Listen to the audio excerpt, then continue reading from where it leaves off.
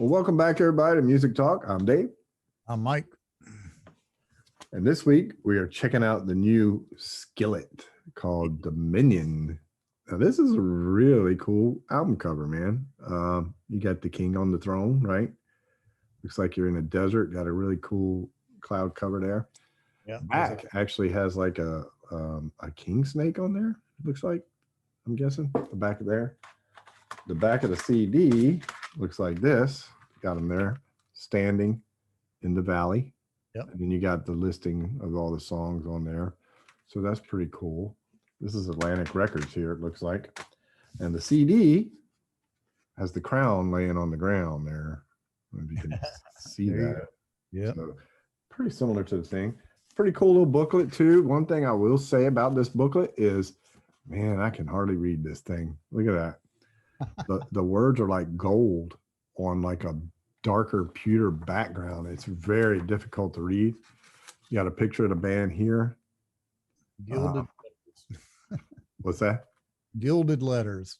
It's probably what they were going for. And like I said, it's small, and that coloring, it's got all the words to every song if you can read them. Yeah. I imagine the album's probably better because it's a little bigger. But anyway. One song he was quoting some Psalms in it. Yeah, there's quite a few passages in these songs where he does quote some stuff like that. Yep. Now, one thing I did find interesting, and I want you to verify this. So I was looking at the songs were all basically, we'll go through the band real quick. John Cooper, bass player, lead vocalist. His wife is Corey Cooper. She plays guitar and keys. And then Seth Morrison is the lead guitar player. And then Jen Ledger is a vocalist and drummer. Right. Now, this was produced mostly by Kane Churko and Kevin Churko. I hope I pronounced that correctly. And then one song was produced by a guy named Seth Mosley. But what I found interesting was there was additional Pro Tools work by Tristan Harden and Pat Thrall. Mm-hmm. Now, Pat Thrall is from the Pat Travers band, right? I believe so, yeah. I'm pretty sure him and Pat Travers were together. So that was interesting to me, if it's the same Pat Thrall. Well, that would explain, though, a lot of the heavy electronic applications on the drums. Yeah. Because I use the Pro Tools. I'm telling you right now, every experience I've ever had with it in a studio, all the drums have done is just triggered sounds on the software.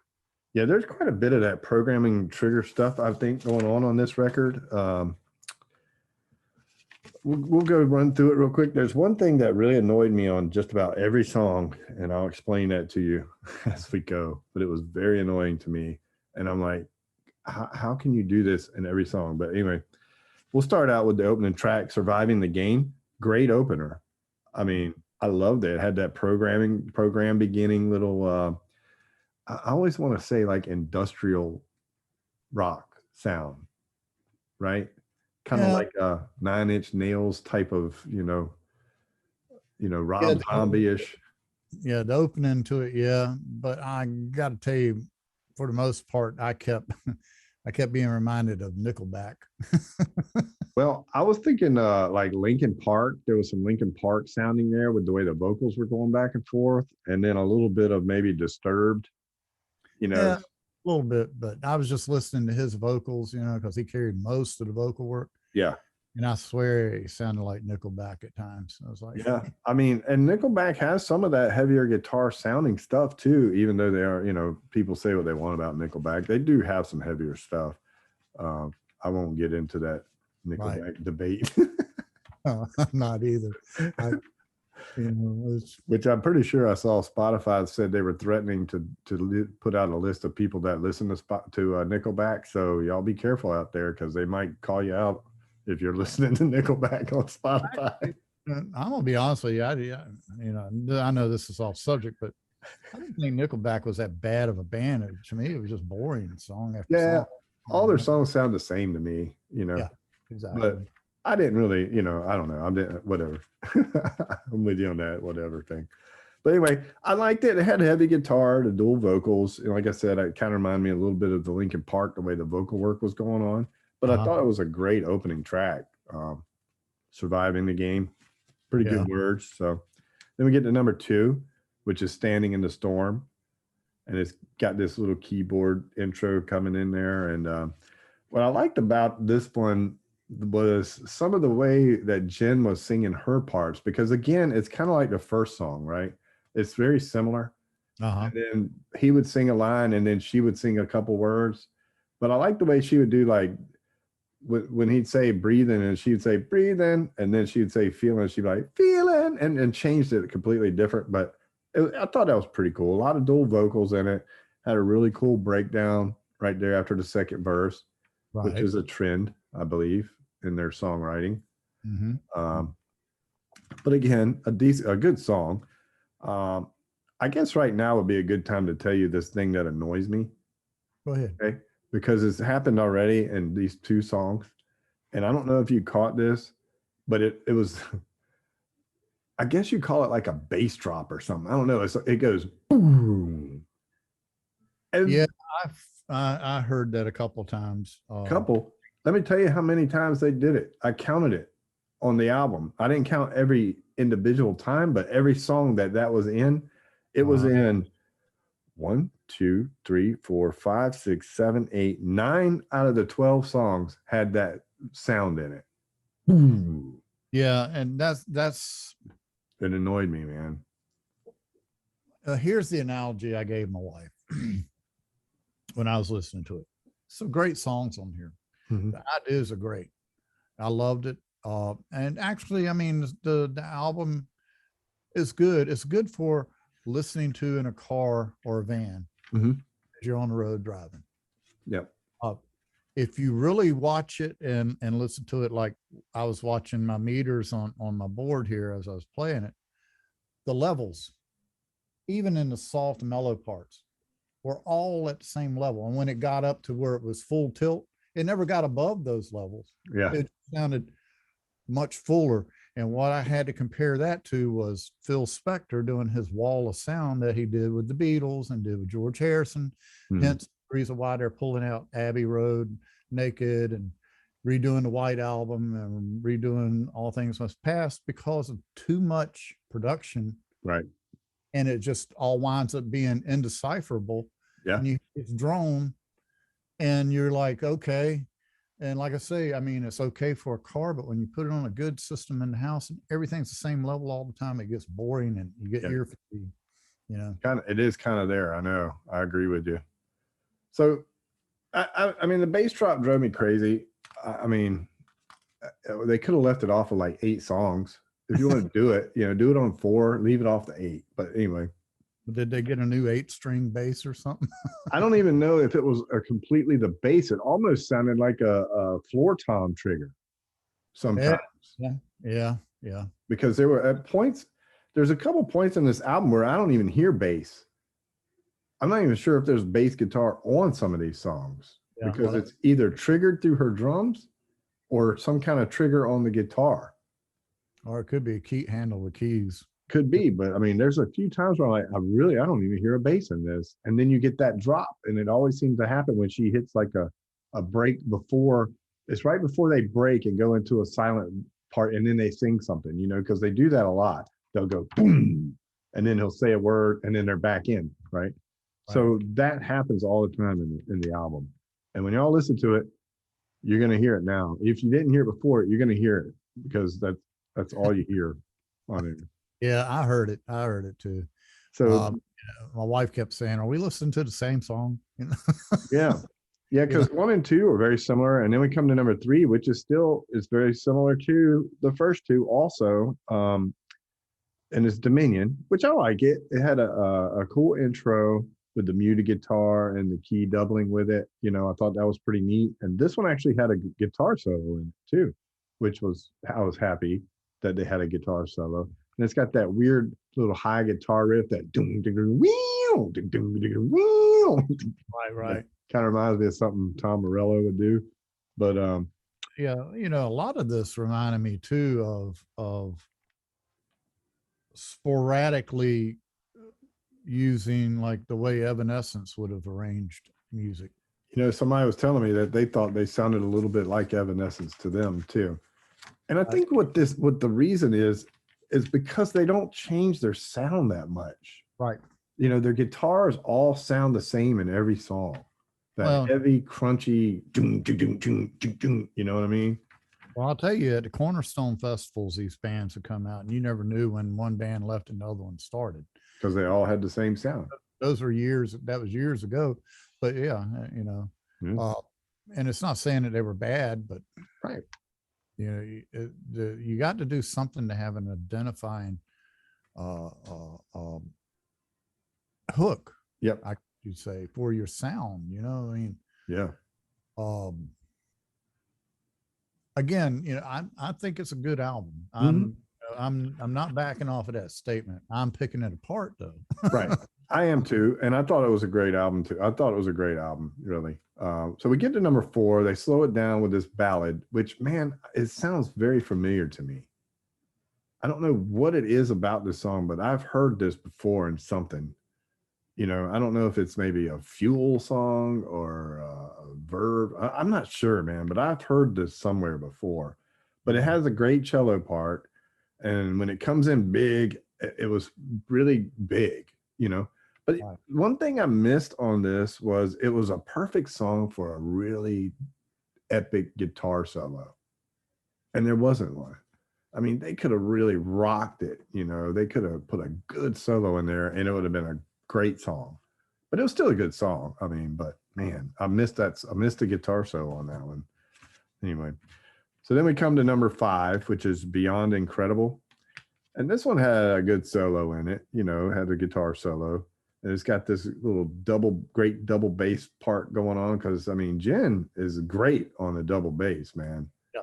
You know, when you hear her hitting that hi-hat on quarter notes, that her feet are going to town on every song. When she's doing that, when she does that quarter note hi-hat, you better be listening to the feet because she's doing something.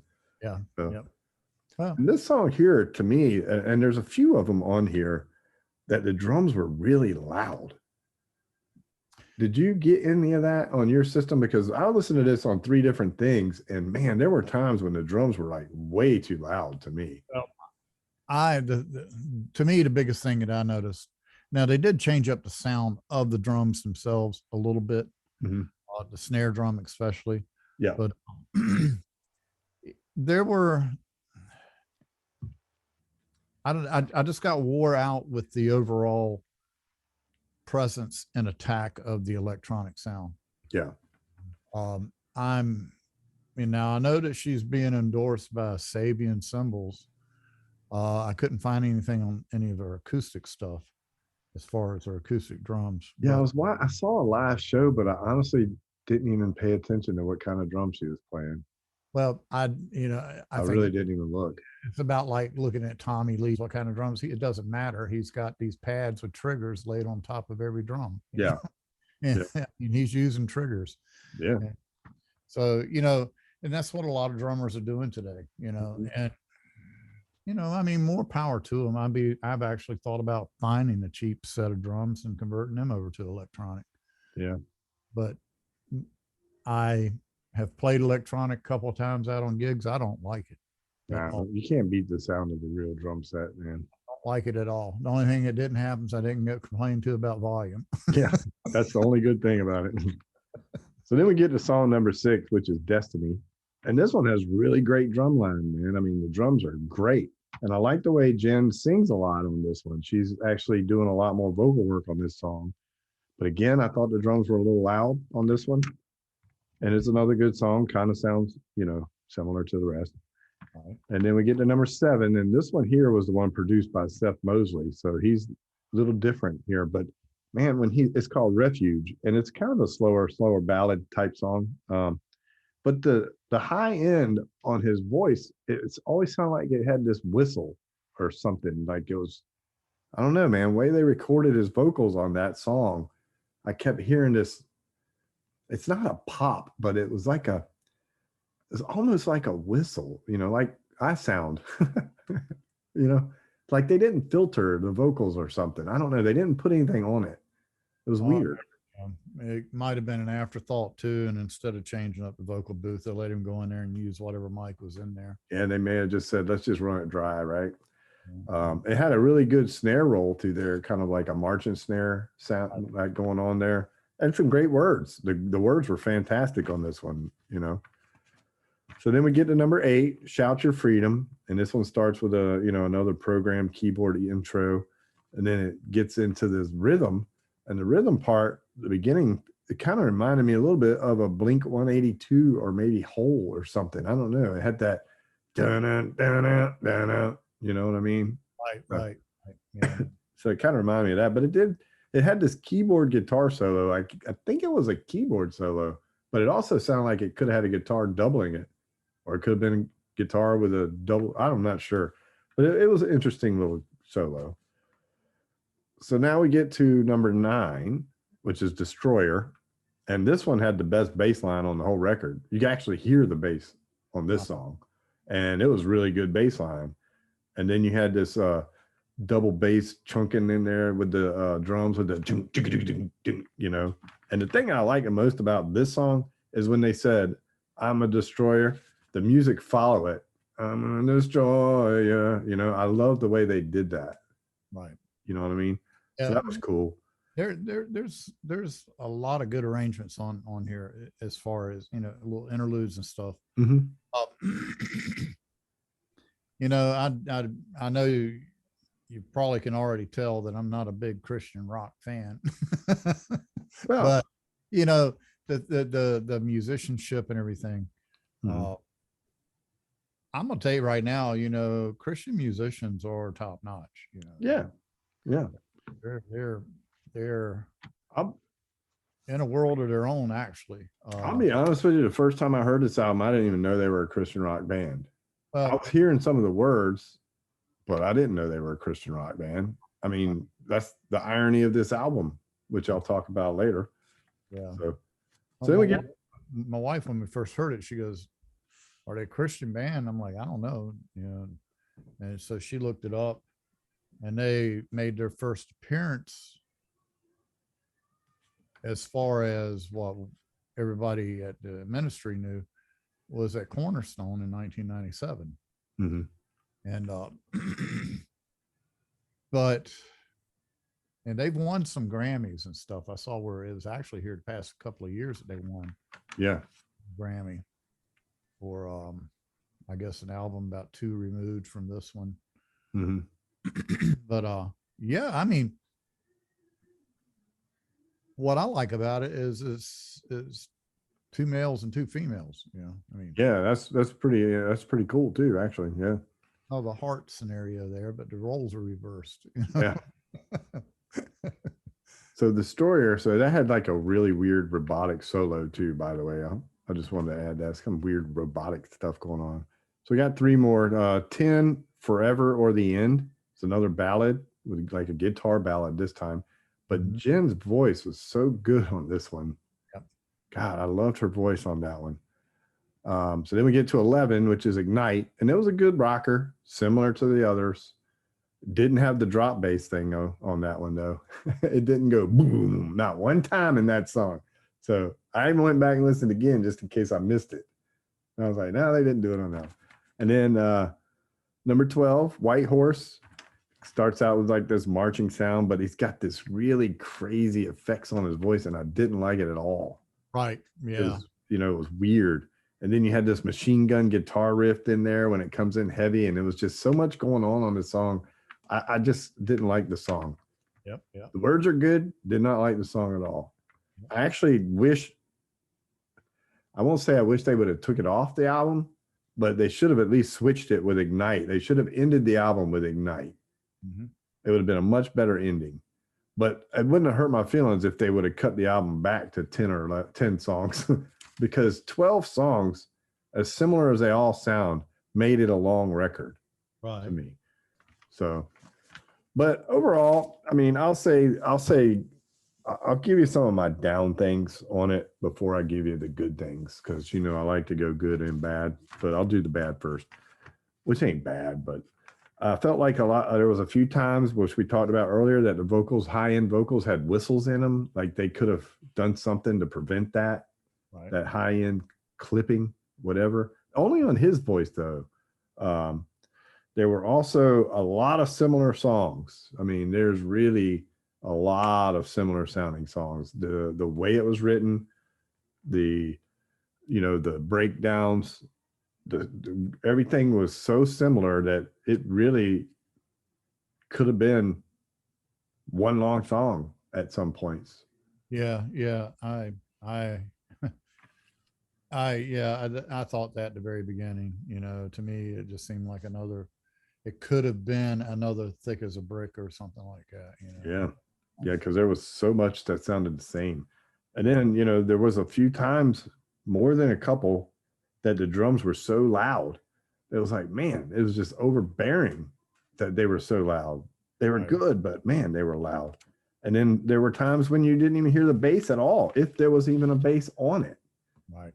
So that was odd to me because I mean they're playing these heavy rocking riffs and you don't hear or feel the bass, other than that boom, It seems like it's a new thing that's going around now to where bands aren't using bass players.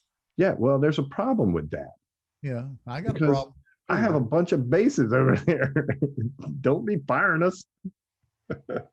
I've got a problem with it too because when you're doing that, that leaves too much free reign for a drummer, and which can create a situation where it's not played the same way every night. Yeah. Yep. Got two people working that that rhythm section. You're gonna keep that bass line going the same way. You Yeah. might live a little bit, but you're gonna keep it going the same way. Yep. So Yep. I'll get to the good things now, which I thought were good. I thought it was a great album. It's very uplifting. I thought it was ironic how heavy it was to be talking about Christian stuff. Mm-hmm. There's a big irony there to me because I'm listening to this stuff that you're not normally listening. You're not hearing lyrics that are uplifting with that Right. kind of sound, So Right. that was weird, but I liked it. They had good songs. I think all the musicians were great. I think both singers were great, honestly. Um, so I don't hate the record. I like about 6 or 7 of the songs. Honestly, I could probably say I like 8 songs. I do think they all sounded a little similar, but I still liked it. Coming into this record, I didn't know who Skillet was. I've heard the name for years. I mean, they came out in 96. This is their 11th album. I've never bought a Skillet record, never seen them. I have seen their name associated with many festivals. I just never have seen them in a festival. Right. Never really listened to them or even paid attention to them. So listening to the record, I thought it sounds just like any other hard rock or metal or whatever you call this kind of music that's out today. There's 10 bands that sound exactly like this right now, probably more than 10. So I'm not hearing anything special, I guess. As far as, are you looking for something that's changing music? No. Is it good music? It's good. If you like hard rock or what, I don't know what they call metal nowadays. There's so many different metals. So to me, this is more like a hard rock album, I guess. Yeah. Anyway, I mean, I was pleasantly surprised. I didn't know it was a Christian rock album on the first listen until I started going back and checking out who they were. They are a Christian. They call them Christian metal, I guess. Christian hard rock. I really don't know. Anyway, overall, I thought the record was good. And I'm going to actually give it an 8.6 because I thought it was that good. I really liked Jen Ledger. I think she's a great drummer. Yep. I love her voice. I'm probably going to go back and check some of her solo stuff out because I like her voice so much that I'm really interested in what she did on her own. And I'm not knocking John on this record. I think he's got a good voice too. But to me, I've seemed like I was paying more attention to what Jen was doing on drums and vocals than I was anything else, especially because there wasn't much bass for me to pay attention to. Right. So I got distracted a little bit on her and I had to go back and listen to other parts, so because I was getting into her drumming and her singing, and then I was like, well, let me go back and listen to some guitar and see what's going on there. So for me, overall, for hard rock or metal or whatever you want to call it, I think it's a very good album. I think the whole album's decent. There's a couple songs I think you could do without, but overall, it's not bad. So I'm giving it an 8.6. Yeah, I'm gonna probably give it. I'm gonna give it about a 7.5. 7.5. Yeah, because what I'm looking at, I think the album's good. Mhm. A lot of good ideas. I think it could have been mixed up more. Uh, Yeah. I think that they could have looked at some different time signatures Yeah. and approaches on some of these songs and added a little more variety. But all that aside, I know I don't think this is appealing to an audiophile type situation. Um, I think again, their target market is for people to stick this in their CD player or MP3 player or the Bluetooth on their phone, fire it up, and have it play back through their car radio. Yeah. Because to me, that's the way it sounds like it's all mixed down. It's all mixed down very monodynamic. There's not any dynamics there to me. Yeah. That it there were times in this album when I felt like it should have gotten way low and could have exploded, which would have definitely accentuated a lot more interest. Yeah. All just seemed to be at the same level. Like I say, my meters never really changed between the mellow stuff and when it started going full tilt. Yeah. And my ears were telling me the same thing. So other than that, I mean, I'm just glad to see people rocking it out and trying to put a good message out there. And, Yep. And I think that's what I like about it most, right? Yeah, exactly. And I know I can definitely feel you weren't into this one much. Yeah. I could feel that you weren't into this one. So it's just not my cup of tea. Yeah. As far as like this kind of music, because I've listened to heavy metal and stuff my whole life, right? I mean, I grew up with the hair metal bands and all that mess, hair bands and all that stuff. So this is the next progression, obviously, but it seems like it's getting to a point now where it needs to be something different because all these bands are sounding so similar and everything sounds the same anymore. Got to quit overproducing it. The production, they got to make it a point to be able to stand on stage and do this stuff. I gave you a fine example. And we're talking about the older heavy metal, hard rock bands or whatever. Take Deep Purple live in Japan. Mm-hmm. Everything they did on Fireball and all their albums up to that point, and Burn. Well, they didn't have any of Burn on live in Japan, but everything that they'd done up to that point, they were able to stand up on stage and do it. Yeah. And I mean, like take the song Sweet Child in Time. Yep. Dude, that was so dynamic and spacey, and it sounded just as good on the studio recording as it does. Yeah. But I just can't see this stuff here. I don't know. Maybe to me, it would be a great PA checker. Yeah. Definitely. Because it'll cover the full spectrum of shit what speakers are doing. But I think going to what you're saying, piggyback off what you're saying, a lot of new music doesn't have the open spaces like a Sweet Child in Time, right? Because they're trying to fill every gap or hole with something, right? And that's one reason why I'm not into the industrial metal so much, because there's always some kind of weird something going on, and it to me it's just too much. It makes me anxious, right? I like to feel it. Even King Crimson, a lot of the newer stuff that they did, especially after Lark's Tongue and stuff like that, got to the point where to me it was too busy. I mean, right now they're using 3 drummers. Yeah. And there's not a space that's not touched, which I think is very odd. I mean, 2 drummers is a little much, but 3, I don't know. I mean, I get a drummer and a percussionist, okay, but 2 drummers or 3 drummers, I mean, I don't know, man. I mean, unless you're doing like Genesis where Phil's not playing all the time, you know, but Right. 2 constant drummers or 3 constant drummers, I don't understand that. Yeah. Mhm. It's yeah, I mean they each talk about it and pull out and do different parts, you know. But Yeah. I just want to see, I want to see people understand the fact that sometimes what you don't play means a lot more than what you are playing. Right. And that's what I mean about open spaces in Right. songs, you know. So, and speaking of drummers, we lost one. Yeah. Was it yesterday or today? Yesterday. Yesterday. Yeah. So raise the glass up for Taylor Hawkins. Yes, sir. Rest in peace, sir. There you go. So with that, we'll go ahead and wrap this up. Skillet Dominion. It's a high octane rock album. Great brother. message. What'd you say, Mike? Yes, sir. Yes, sir. I guess high octane is a good way of putting it. Yeah.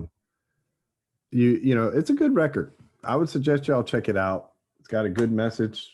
If you like heavier rock, you get it on here. It's an abundance of it, but it's a good record. Yeah. So anyway, I agree with that too. It's a good record. And yeah. I wouldn't turn it off. no, At yeah, all. and I wouldn't mind seeing him in concert either, man. Honestly, because I'd like to see him reproduce some of this stuff live. You know, if they have other people with them on stage, or is it just the 4? Right.